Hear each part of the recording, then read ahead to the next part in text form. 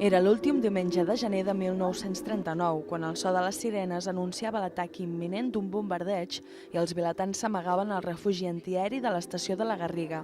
Així ho han pogut reviure els veïns d'aquesta ciutat, que aquest cap de setmana ha commemorat els atacs de la Guerra Civil a través d'una guia teatralitzada. I a les ciutats, els pobles, la població que restava a les cases, els llocs, era les dones, els nens, la gent gran, que són les que realment van construir els refugis i van permetre també que la població tingués aquest aixopluc amb els bombardejos brutals que varen patir per primera vegada a la història. L'espectacle Subterrànies, sobreviure entre bombes, amb música, ambientació i guió creats especialment per a l'ocasió, ha permès als veïns conèixer l'experiència de la guerra i la vida a la rereguarda, la construcció de refugis i l'organització de pobles i ciutats. Tenir una boca de refugi el més a prop possible de casa, perquè el temps de reacció és realment molt curt. La gent parla de tenir minut i mig, 2, 3 minuts, segons les zones, no? Hi ha zones especialment castigades a Catalunya. Reus, la tercera ciutat més castigada amb més de 70 bombardejos, aquests dies també commemora l'atac del mes de gener de l'any 1938,